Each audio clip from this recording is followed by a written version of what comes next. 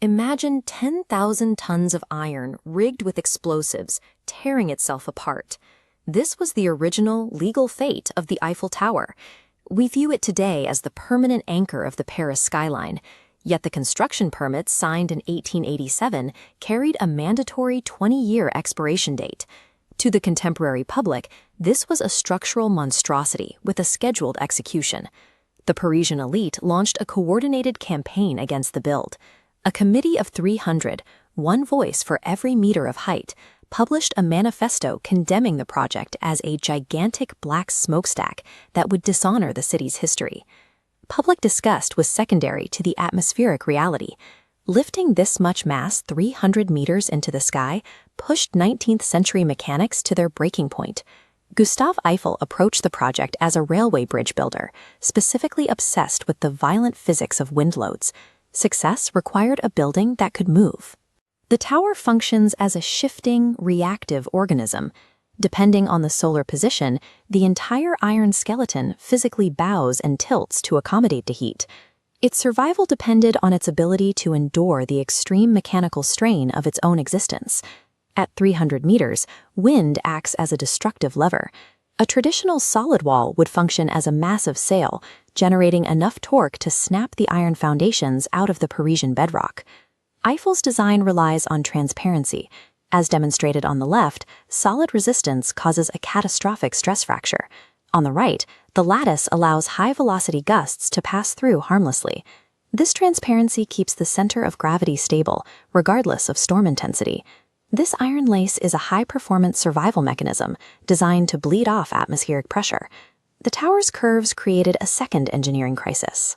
In 1889, moving tons of weight vertically along an aggressive inward-sloping axis was a feat without a blueprint.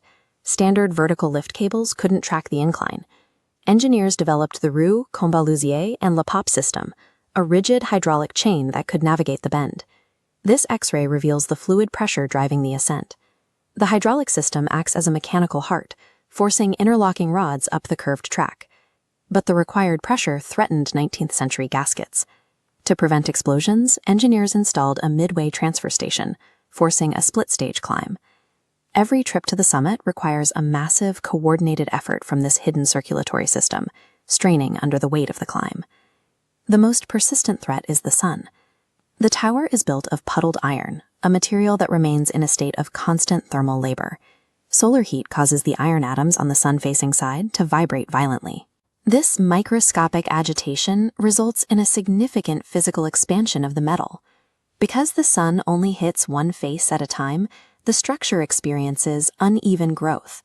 The entire 10,000-ton skeleton physically leans up to 15 centimeters away from the heat, essentially bowing to the sun every afternoon. Rigid bolting would have failed under this movement. The daily expansion and contraction would have sheared standard fasteners off their girders, leading to a total structural collapse. Eiffel used thermal tension as his binder. 2.5 million red-hot rivets were hammered into the beams. As the iron cools, it shrinks, clamping the plates together with a permanent molecular grip. The tower survives because its plates are locked in a cooling embrace, using the material's own thermal contraction to hold the machine together. By 1909, the original permits were void. The city of Paris moved to dismantle the frame and sell the iron for scrap metal. Gustave Eiffel had anticipated this bureaucratic end. He spent years turning the summit into a laboratory, conducting experiments in meteorology and aerodynamics to prove the tower's ongoing worth. The ultimate save came from wireless telegraphy. The tower's altitude made it the only antenna capable of long-range military signals. It became too vital to national defense to destroy. Eiffel ensured the tower survived by engineering a military utility that the state could not afford to lose. The final existential test arrived in 1944. Adolf Hitler ordered the military governor of Paris to rig the iron legs with explosives and leveled the city. General Dietrich von Choltitz looked at the intricate geometry of the puddled iron. He saw a machine that had already endured 50 years of thermal expansion, high-altitude wind loads, and 2.5 million rivets straining under their own tension. He disobeyed the order. Beyond the romantic reputation lies 18,000 individual parts locked in a state of industrial endurance. This raises a question of material. If we rebuilt this frame today, using carbon fiber or 3D printed titanium, the physics would be easier, but the character would change. The soul of the tower is found in the physical struggle of that puddled iron, the visible strain of a material that has to work every second just to stay standing. The Eiffel Tower remains because its internal mechanical logic proved more durable than the orders to destroy it.